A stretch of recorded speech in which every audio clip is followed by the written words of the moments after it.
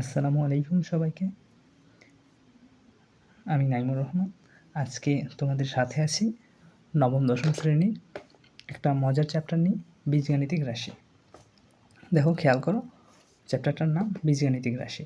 আর আমি এখানে কি লিখে রাখছি দেখো, চলক, ধ্রুবক এবং অপারেটর। বীজগাণিতিক রাশি এই অধ্যায়ের সাথে এই তিনটা জিনিসের সম্পর্কটা কী? এখন অধ্যায়ের ভিতরে যাওয়ার পূর্বেই আমি তোমাদের সাথে এই বীজগাণিতিক রাশিটা কি সেইটা নিয়ে একটু ডিসকাস করতে চাই, সেই জন্য এইটুকু লিখে রাখা। এখন চলক, দেখো তো চলক কি? চলক এর ইংরেজি হচ্ছে ভ্যারিয়েবল, অর্থাৎ যে কোনো কিছু যা ভ্যারি করতে পারে। কী করতে পারে? ভ্যারি করতে পারে, যা নির্দিষ্ট নয়। যেমন ধরো, তুমি এখন একটা রুমের ভিতরে আসো, সেই রুমের কি টেম্পারেচার, সেই টেম্পারেচারকে যদি তুমি এক্স দ্বারা প্রকাশ করো, যে এখন ওই রুমের টেম্পারেচার এক্স ডিগ্রি সেন্টিগ্রেড, হ্যাঁ, তাহলে এই টেম্পারেচার কিন্তু সকালে একরকম, দুপুরে একরকম, সন্ধ্যায় বা রাতে আর একরকম হতে পারে। তাহলে দেখো তো এই জিনিসটা চেঞ্জ হচ্ছে, অর্থাৎ ভ্যারি করতেছে। এইটাই হচ্ছে চলক। এগুলোকে আমরা এক্স, ওয়াই বা জেড দ্বারা প্রকাশ করতে পারি।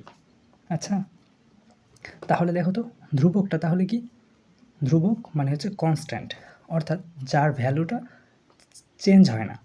চলক যেটা দেখলাম আমরা ভ্যারি করে, তাহলে ধ্রুবক চেঞ্জ হয় না। উদাহরণ কী হতে পারে? যে তোমরা আগে অনেকেই পড়েছো, এটা পাই, এর ভ্যালু কত? 3.1416। এটা কিন্তু কন্টিনিউ আছে, অনেক বড় একটা সংখ্যা, বাট তারপরেও কি এটা কিন্তু চেঞ্জ হয় না। তাহলে আর কি হতে পারে? কনস্ট্যান্ট 1, 2, 3, এই সংখ্যাগুলো, এগুলো কিন্তু ফিক্সড, অর্থাৎ এগুলো চেঞ্জ হয় না। চলক আর ধ্রুবক আমরা বুঝতে পারছি। এই ধ্রুবকগুলোকে আবার নর্মালি ম্যাথমেটিক্যালি আমরা ইউজ করি এ, বি, সি, এই সংখ্যাগুলো। অর্থাৎ দেখো, আমরা কিন্তু এই এবিসিকে চলকে ইউজ করতে পারতাম না, কিন্তু জেনারেলি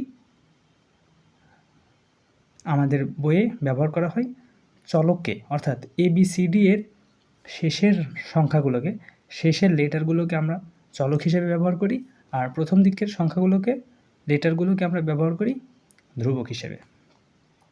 আশা করি বুঝতে পারছো। আচ্ছা ভাই, তাহলে বলো তো অপারেটরটা কি? দেখো, ওখানে ছিল চলক, আর অপারেটরের বাংলা কিন্তু চালক বা কার্যকারক, অর্থাৎ যে ফাংশন করে, যার মাধ্যমে আমরা ফাংশনটা, ম্যাথমেটিক্যাল ফাংশনটা আমরা বাস্তবায়ন করে থাকি, এটাই হচ্ছে অপারেটর। যোগ, বিয়োগ, গুণ, ভাগ, আরও আছে তোমার রুট আছে, তারপরে ডিফারেন্সিয়াল অপারেটরগুলো আছে, এগুলো পরবর্তীতে তোমরা জানবা।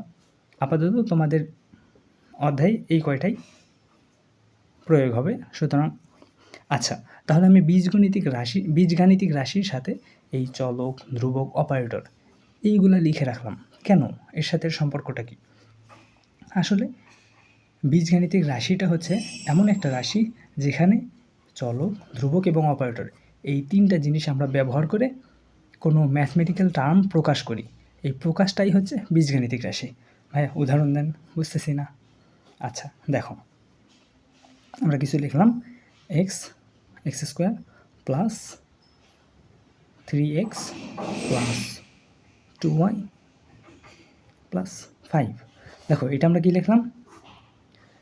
এটা যেটা লিখেছি এইটাকেই বলা হয় বীজগাণিতিক রাশি। কেন বীজগাণিতিক রাশি? দেখো, আমি একটু আগেই যা বললাম যে এর ভিতরে কি আছে দেখো তো, চলক এক্স আছে, ধ্রুবক 3, 2, চলকের কিন্তু আরও কিছু আছে, এক্স স্কোয়ার, এক্স, ওয়াই, আবার ধ্রুবক হিসেবে ব্যবহার করছি এখানে 3, এখানে 2, এখানে 5, আর এক্সের সামনে তো, এক্স স্কোয়ারের সামনে তো 1 আছেই, তাই না? আর দেখো, এই সবগুলোকে আমরা অপারেটর দিয়ে সংযুক্ত করছি, অর্থাৎ একটা ম্যাথমেটিক্যাল টার্ম বা প্রকাশ যেখানে আমরা চলক, ধ্রুবক এবং অপারেটর ব্যবহার করতেছি, এইটাকেই বলা হয় হচ্ছে বীজগাণিতিক রাশি। আচ্ছা, আজকে আমরা একটা স্পেশাল বীজগাণিতিক রাশি সম্পর্কে জানব। দেখো, বহুপদী। আজকে আমরা কী সম্পর্কে জানব? বহুপদী। আচ্ছা, বহুপদী কাকে বলে ভাইয়া? দেখো, পদ তো আমরা বুঝি না? শব্দের বাক্যের ক্ষুদ্র ক্ষুদ্র অংশটাই পদ। তাহলে ম্যাথমেটিক্সের বাক্য কী? ম্যাথমেটিক্সের বাক্যটাই হচ্ছে তোমার এই বীজগাণিতিক রাশি, হ্যাঁ। আর তাহলে বহুপদীটা কি হবে? বহুপদী মানে অনেকগুলো পদ। বহুপদী মানে কি? বহু সংখ্যক পদ এখানে থাকবে, মানে যে বীজগাণিতিক রাশিতে বহু সংখ্যক পদ থাকবে সেটাকে আমরা বহুপদী বলবো। তাহলে এখানে বহুপদী হওয়ার জন্য দুইটা কন্ডিশন উল্লেখ করা আছে। কী কী কন্ডিশন? এক হচ্ছে পদ সংখ্যা সসীম। কী হবে? বহুপদী হইতে গেলে যত সংখ্যক পদই তুমি দাও না কেন, কিন্তু পদ সংখ্যা হতে হবে সসীম। ধরো আমরা এখানে একটা বহুপদী ধরলাম, F of x is equals two, এইটা এ হচ্ছে কি ধরলাম? চলক নাকি ধ্রুবক বলো তো? এ হচ্ছে ধ্রুবক। তাহলে এ এন মানে এনতম ধ্রুবক, এইটা এ N into X to the power N. এখানে হচ্ছে এক্সটা কি? এক্সটা হচ্ছে চলক, এর উপরে পাওয়ার বা ঘাত, এটা কি? N. Okay, plus A N minus one, এক্সের উপর এন মাইনাস ওয়ান, সরি এখানে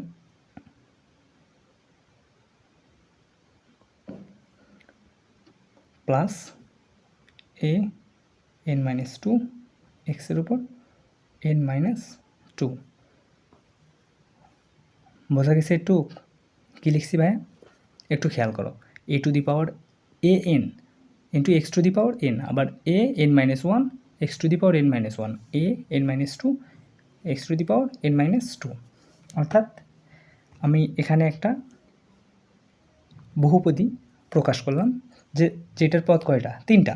এখন এখানে তুমি এটা আরও কন্টিনিউ করতে পারবা, আরও কন্টিনিউ করে এই দিকে যত দূর অবধি যাইতে পারবা, কিন্তু গিয়ে তার একটা সীমারেখা থাকতে হবে যে তুমি একটি গিয়ে থেমেছো, তারপরে আর তুমি কিছু লেখো নাই। অর্থাৎ বহুপদী আমরা তাকেই বলবো যার পদ সংখ্যা সসীম হবে। ওকে, এইটার কি পদ সংখ্যা কিন্তু আমাদের একটি থেমে দিতে হবে, না থামাইলে সেটা কিন্তু বহুপদী হিসেবে কাউন্ট হবে না। প্রথম কন্ডিশন কি? পদ সংখ্যা হইতে হবে সসীম। আশা করি বুঝছো। তারপর কি দেখো তো বলছে, দ্বিতীয় শর্ত, চলকের ঘাত অঋণাত্মক পূর্ণ সংখ্যা হতে হবে। কী হতে হবে? চলকের ঘাত অঋণাত্মক পূর্ণ সংখ্যা। আচ্ছা, ফর এক্সাম্পল এখানে দেখো যেটা লিখছি, এ এন এক্স এন, এই চলকের ঘাত যে এই এনটা আছে, এই N is equals two 1 2 3, zero কিন্তু হবে। জিরো যেহেতু ঋণাত্মক সংখ্যা নয় এবং পূর্ণ সংখ্যা, তার মানে কি? এই অঋণাত্মক পূর্ণ সংখ্যা বলতে আমরা কি বুঝতেছি? জিরো থেকে শুরু করে ধনাত্মক যত সংখ্যা আছে সবগুলাই হবে, নেগেটিভ কোনো সংখ্যা হবে না, ভগ্নাংশ কোনো সংখ্যা হতে পারবে না। যদি হয় তাহলে কি সেটা বহুপদী হবে না। আচ্ছা, এবার লক্ষ্য করো, নিচে কয়েকটা উদাহরণ দেওয়া আছে, এগুলোর ভিতরে কোনগুলা বহুপদী আর কোনগুলা বহুপদী নয়। আচ্ছা, প্রথমটা দেখো তো, প্রথমটার প্রতি লক্ষ্য রাখো। এটা কি?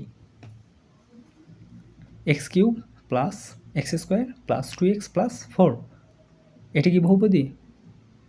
হ্যাঁ, অবশ্যই বহুপদী। কেন? তারপর এখানে চলক এক্সের উপর পাওয়ার কত? 3, মানে এক্সের ঘাত 3, এক্সের ঘাত 2, এখানে এক্সের ঘাত কত? 1। 4-এর সাথে কি এক্স আছে? এখানে নাই। তারপরেও যদি আমরা এখানে ধরি X to the power 0, X to the power 0 সমান কি? 1, এক্স টু দি পাওয়ার 0 সমান 1। তার মানে এখানে কি এক্সের উপরে 0, এইটা ঘাত হিসেবে আছে। এখানে সবগুলো ঘাতে কি দেখো তো, কোনোটা কি ঋণাত্মক আছে? নাই। কোনোটা ভগ্নাংশ আছে? নাই। তার মানে এইটা বহুপদী। দ্বিতীয়তে আসো ওয়াই। এখানে কি ওয়াই? এ শুধুমাত্র একটা চলক, এখানে কোনো অপারেটর দিয়ে যোগ করা নাই। অপারেটর দিয়ে যোগ করা না থাকলেও কিন্তু এটা কি সসীম এবং এর চলকের ঘাত ধনাত্মক পূর্ণ সংখ্যা, তার মানে এটাও একটা বহুপদী। 7 ধরো, এখানে এর সাথে কি আছে? এর সাথে গুণ আকারে এক্স টু দি পাওয়ার 0 কি আছে? এক্স টু দি পাওয়ার 0, ঠিক আছে না? এক্স টু দি পাওয়ার 0 সমান 1, তার মানে এটা 7। তাহলে এখানেও কি আছে? পদ সংখ্যা সসীম এবং চলকের ঘাত ধনাত্মক পূর্ণ সংখ্যা, ঠিক আছে? তার মানে এইটা কি? এইটাও বহুপদী, ঠিক আছে? এবার এইটা দেখো তো 1/y, এখানে কিন্তু দেখে মনে হচ্ছে যে 1/y, ওয়াইয়ের উপরে পাওয়ার 1, এই 3x, এক্সের উপর 1, 4x স্কোয়ার এর উপরেও 1, তার মানে এটাও কি দেখে মনে হচ্ছে যে গণাবি বহুপদী, কারণ পদ সংখ্যা সসীম আর কোনোটাতেই পাওয়ার নেগেটিভ নাই। কিন্তু এখানে দেখো তো 1/y is equals two y⁻1। দেখেছো? একটু ডিপ থিঙ্কিং করতে হবে। কী করতে হবে? Deep thinking. y⁻1, তার মানে কি ওয়াইয়ের উপরে পাওয়ার কি ঋণাত্মক। তাহলে এটা কি হবে? এটা কি বহুপদী হবে? না, হবে না। বুঝছো? আশা করি বুঝে গেছো। এবার দেখো তো 6 নম্বর এক্সাম্পলটা, √x + y + 9। √x পদ সংখ্যা সসীম, দেখো ঠিক আছে। এখন এই √x মানে কি? √x আমরা জানি কি, কোনো কিছুর উপর রুট থাকা মানে ওইটার উপর পাওয়ার হাফ, তাই না? তাহলে হাফ কি? হাফ কিন্তু ঋণাত্মক নয়, কিন্তু কিন্তু পূর্ণ সংখ্যা নয়। হাফ কি? পূর্ণ সংখ্যা নয়। তার মানে এটা কি? ভগ্নাংশ। তাহলে এটাকে আমরা কি বলতে পারি? না, এটাকে বলতে পারবো না। তারপরেরটাতে দেখো, এখানে 1/x এটা ঋণাত্মক আসবে, তারপর √y এটা আসবে ভগ্নাংশ। তাহলে এইটাও কি? এইটাও বহুপদী নয়। ঠিক আছে। আচ্ছা, এখানে লাস্টে যেটা লিখে রাখছি দেখো তো, 8 নাম্বার দিয়ে x² + y। x² + y এটা কিন্তু বহুপদী হইতো, কিন্তু দেখো পরবর্তীতে আমরা একটা অপারেটর লিখে রাখছি, কিন্তু অপারেটরের পরে কিছু যোগ করি নাই। এখন অপারেটরের পরে কিছু যোগ করি নাই, তার মানে এটা কি আমরা মানে শেষ করি নাই। হ্যাঁ, এখানে কোনো যদি পদ যুক্ত করতাম তাহলে এটাও বহুপদীর ভিতরে আসতো। ঠিক আছে, আশা করি বুঝতে পারছো। আচ্ছা, এতক্ষণ আমরা দেখলাম বহুপদী, আচ্ছা বীজগণিতিক রাশির একটা অংশ বহুপদী।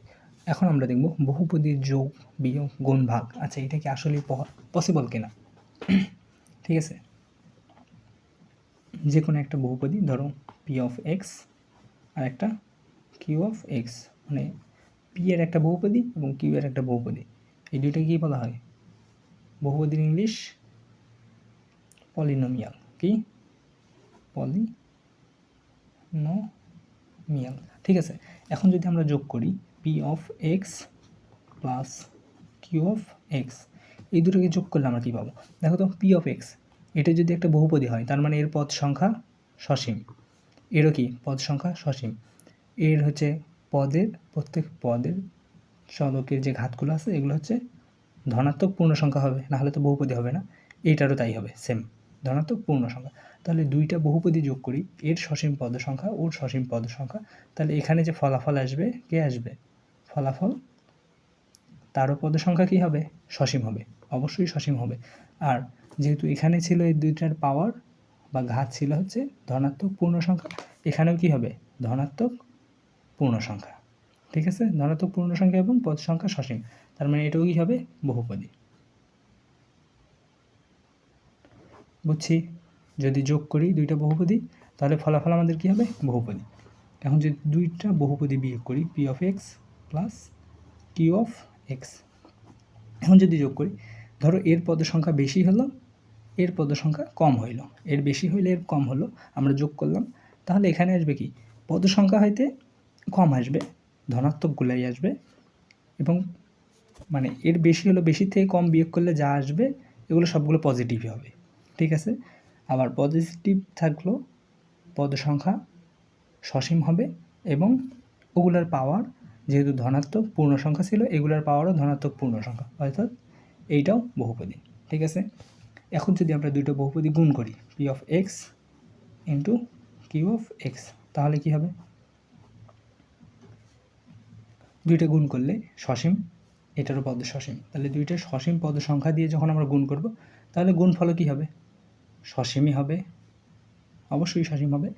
আর যদি গুণ করি, ধরো এখানে ছিল হচ্ছে x3, গুণ করলাম এটাতে ছিল x⁴, তাহলে গুণফল কী আসবে? আমরা জানি গুণের সময় পাওয়ারগুলো যোগ হয়, 3 + 4 x⁷, অর্থাৎ দুইটা ধনাত্মক সংখ্যার যোগফল অবশ্যই ধনাত্মকই হবে, তাহলে এইটাও কি? বহুপদী হবে।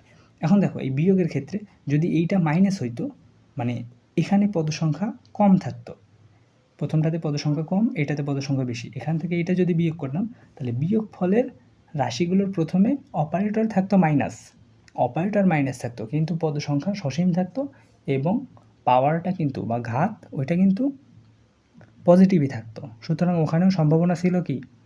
বহুপদী হবে। তার মানে আমরা দেখতেছি যোগের ক্ষেত্রে এটা, বিয়োগের ক্ষেত্রে আর গুণের ক্ষেত্রে, যোগ বিয়োগ এবং গুণ সব ক্ষেত্রেই ফলাফলটা আসবে কি বহুপদী। যদি আমরা ভাগ করি, ধরো পি অফ এক্স ভাগ কিউ অফ এক্স, এই ক্ষেত্রে ফলাফল কী হবে? এই ক্ষেত্রে ফলাফল এই উদাহরণটাতে দেখো যে এক্স টু দি পাওয়ার 4 উপরে, এক্স টু দি পাওয়ার 3 নিচে, এই ভাগ করলে আসবে এক্স বা এক্স টু দি পাওয়ার 1। হ্যাঁ, তাহলে এটা কি বহুপদী। বাট যদি উল্টা হইতো, এক্স টু দি পাওয়ার 3 উপরে থাকতো, এক্স টু দি পাওয়ার 4 নিচে আসতো, তাহলে কি আসতো 1/x বা এক্স ইনভার্স 1। তাহলে এটা কি পদ সংখ্যা সসীম বাট ঘাত ঋণাত্মক, তাহলে এটা কি হইতো আমাদের বহুপদী? না, হইতো না। তার মানে আমরা যখন দেখলাম যে দুইটা বহুপদী যোগ করার সময়, যোগ করলেও পলিনোমিয়াল, বিয়োগ করলে পলিনোমিয়াল, গুণ করলেও পলিনোমিয়াল, সব ক্ষেত্রে আমরা বহুপদী পাচ্ছি ভাগ ফলাফলে। কিন্তু ভাগের ক্ষেত্রে যদি যেইটা আমরা ভাগ করবো অর্থাৎ ভাজকটা, সেইটার ছোট বা বড় হওয়াতে ডিপেন্ড করতেছে যে আমরা আসলে ভাগফল হিসেবে কি পাবো, বহুপদী পাবো নাকি অন্য কিছু পাবো। আচ্ছা, এখন খেয়াল করো ভাগশেষ উপপাদ্য। ঠিক আছে, ভাগশেষ উপপাদ্যটা কি? আচ্ছা, ভাগশেষ তো বলছো তাই না, যে কোনো একটা ম্যাথমেটিক্যাল টার্মে আমরা ভাগ করার পরে যেটা অবশিষ্ট থাকে সেটাই হচ্ছে ভাগশেষ উপপাদ্য। আচ্ছা, এখানে দেখো কি বলা আছে, যদি এ যে কোনো একটি ধ্রুবক হয়, এ কি হবে? ধ্রুবক। তবে এফ অফ এক্স একটা বহুপদী যাকে এক্স মাইনাস এ দ্বারা যদি ভাগ করি, আমাদের ভাগশেষ হবে এফ অফ এ। বুঝলাম না? ধরো এফ অফ এক্স এটা বহুপদী, এই বহুপদীকে আমরা ভাগ করছি কি দ্বারা? এক্স মাইনাস এ দ্বারা ভাগ করছি। তাহলে এখানে তো একটা ভাগফল নিশ্চয়ই পাবো না? ভাগফল পাবো, কিন্তু এখানে যে ভাগশেষ থাকবে সেটা হবে কি? এফ অফ এ। এবার আশা করি বোঝা গেছে। আচ্ছা, এটা আমরা কিভাবে দেখব এক্সপ্রেশন হিসেবে? দেখো, যদি কোনো একটা ফাংশন, এখানে এফ অফ এক্স এই বহুপদীকে আমরা ভাগ করছি কি দ্বারা? এক্স মাইনাস এ দ্বারা ভাগ করছি। তাহলে আমরা ধরে নেব, মনে মনে ধরবো হচ্ছে X minus A is equals to 0। তাহলে X is equals to A, X is equals to A. বুঝা গেছে? তাহলে ভাগশেষ কী হবে? ভাগশেষ হবে হচ্ছে এফ অফ এ। এটাই কি হবে? ভাগশেষ। বুঝছি? তাও বুঝি নাই? আচ্ছা, দেখো ফর এক্সাম্পল আমরা আরেকটা জিনিস দেখব। দেখো, ঠিক সেম একটা ফাংশন এফ অফ এক্স, একটা ফাংশন আমরা নিলাম, যে ফাংশন যদি আমরা ধরি 3x প্লাস 2a, এইটা দ্বারা ভাগ করব। কী দ্বারা ভাগ করব? 2 দ্বারা ভাগ করব। ভাগ করলে ভাগশেষ কী হবে? ভাগশেষ উইল বি হোয়াট? তাহলে আমরা এখন কী করব? এই যে এটা দিয়ে ভাগ করব, এটাকে মনে মনে ধরি 3x plus 2a is equals to 0। 3x plus 2a equals to কি? 0। তাহলে আসো 3x is equals to minus 2a, এটা কিন্তু মনে মনে ক্যালকুলেশন করবা, এটা ধরে নেবা। ঠিক আছে, ক্যালকুলেশন লিখে করো, সমস্যা নেই। x is equals to minus 2a by 3। ঠিক আছে, মাইনাস 2/3। তাহলে এর ভাগশেষ কী হবে? দেখো, এখন এফ অফ এক্সের জায়গায় এফ অফ মাইনাস 2a/3 এইটা বসাই দিলে যেটা পাবো ওইটাই হবে আমাদের কি? ভাগশেষ। বুঝছি? এটা কি? এটা হচ্ছে ভাগশেষ। বুঝি নাই না? অবশ্যই বুঝছি, কেন বুঝবো না? এটা তো সহজ জিনিস। তাহলে এটা কি দাঁড়াইলো? 3x প্লাস 2a, এটা দিয়ে যদি আমরা এফ অফ এক্স নামের কোনো ফাংশনকে ভাগ করি, তাহলে আমাদের ভাগশেষ কী হবে? এই ভাগশেষ কী হবে? এফ এক্সের জায়গায় এটা বসাই দাও, মাইনাস 2a/3। বুঝছি? এই তো বুঝে গেছি আশা করি। হ্যাঁ, এখানে লক্ষ্য করো যে তোমাদের জন্য এই ভাগশেষ উপপাদ্যের একটা ম্যাথ লিখেছি, এটা হচ্ছে বোর্ড কোশ্চেন। হ্যাঁ, এইটা খুবই গুরুত্বপূর্ণ ম্যাথ। আচ্ছা দেখো, এখানে কি বলছে, যদি P of y is equals to 5y³ plus 6x² plus ky plus 8 কে একটা ফাংশন দেয়া আছে পি অফ ওয়াই এর। হ্যাঁ, এই ফাংশনকে যদি y মাইনাস 2 দ্বারা ভাগ করা হয়, কী দ্বারা? y মাইনাস 2 দ্বারা ভাগ করলে ভাগশেষ হিসেবে থাকে কত? 14। তাহলে কে এর মান কত? আশা করছি প্রশ্ন আমরা বুঝতে পারছি। ঠিক আছে, কি বলছে, একটা ফাংশন দেয়া আছে পি অফ ওয়াই, যাকে কী দ্বারা ভাগ করতে হবে, y-2 দ্বারা। দেখো y-2 দ্বারা ভাগ করব, ভাগ করলে ভাগশেষ থাকবে কত, 14। ঠিক আছে, ভাগশেষ কত থাকবে। আচ্ছা, একটু উপরে লক্ষ্য করো তো, কোনো একটা ফাংশন ছিল এফ অফ এক্সকে 3x প্লাস 2a এটা দ্বারা ভাগ করলে ভাগশেষ আমরা কী পাইছি, এফ অফ এই এক্সের মান যেটা আমরা উপরে বের করে নিয়েছিলাম। ঠিক আছে, এই যে এক্সের মান আমরা কী বের করেছিলাম, দেখো এটা লক্ষ্য করো যে ওখানে ছিল এফ অফ এক্সকে 3x প্লাস 2a দ্বারা ভাগ করলে ভাগশেষ কত হবে। এখানে 3x প্লাস 2a এটাকে সমান আমরা 0 ধরে নিয়েছিলাম, তারপর x is equals to minus 2a/3 এটা পাইছিলাম। অর্থাৎ এফ অফ এক্সকে 3x প্লাস 2a দ্বারা ভাগ করলে ভাগশেষ পাবো এফ অফ এই এক্সের মান যেটা আমরা বের করছি। ঠিক আছে, ঠিক একই রকমভাবে যদি আমরা এই ম্যাথটার প্রতি খেয়াল রাখি যে পি অফ ওয়াইকে y-2 দ্বারা ভাগ করলে আমরা ভাগশেষ কত পাবো, ভাগশেষ পাবো হচ্ছে পি অফ 2। ঠিক আছে, ভাগশেষ কী পাবো, পি অফ 2। কেন পি অফ 2, দেখো আমাদের কথা ছিল কি যে এটা দ্বারা ভাগ করতে হবে, কি দ্বারা, y-2 দ্বারা ভাগ করতে হবে। তাহলে y-2 ইজ ইকুয়ালস টু আমরা 0 ধরে নেব, তাহলে এখান থেকে y ইজ ইকুয়ালস টু 2 আসে। ঠিক আছে, y ইজ ইকুয়ালস টু 2, তাহলে ভাগশেষ হবে হচ্ছে কত, এফ অফ ওয়াইয়ের জায়গায় এই 2, এফ অফ কি ওয়াইয়ের জায়গায় 2। তাহলে এফ অফ 2, এখানে এফ না, এখানে ফাংশনটা পি দ্বারা প্রকাশ করছে, তাহলে P of 2 is equals two কত, 14। পি অফ 2 যেহেতু ভাগশেষ এখানে 14 বলে দিয়েছে, আর পি অফ আমরা জানি যে ভাগশেষটা হবে কি, পি অফ 2। তাহলে এখন এখান থেকে আসো পি অফ 2 এর মান আমরা বসাই দিই, এই ফাংশনে ওয়াইয়ের জায়গায় শুধু 2 বসাই দেব। তাহলে 5 into 2 cube plus 6 into 2 square minus K into 2 plus 8 is equals two 14। তাহলে কত আসে দেখো তো, 8 প্লাস 40,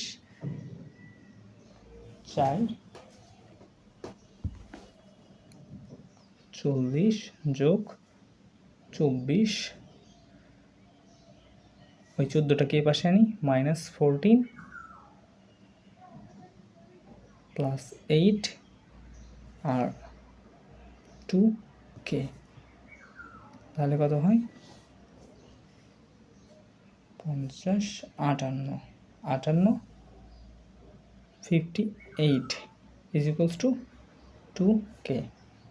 তাহলে 58/2 ইজ ইকুয়ালস টু k। এটা ভাগ করলে কত আসে দেখো তো, 29। বুঝছি, আশা করা যায় বুঝছি। তাহলে কি আমরা এই ভাগশেষ উপপাদ্য এই বিষয়ের আমরা ম্যাথগুলো পারবো। আচ্ছা, এই বিষয়ের ম্যাথগুলো একটু প্র্যাকটিস করো তো, ভাগশেষ উপপাদ্য। ওকে।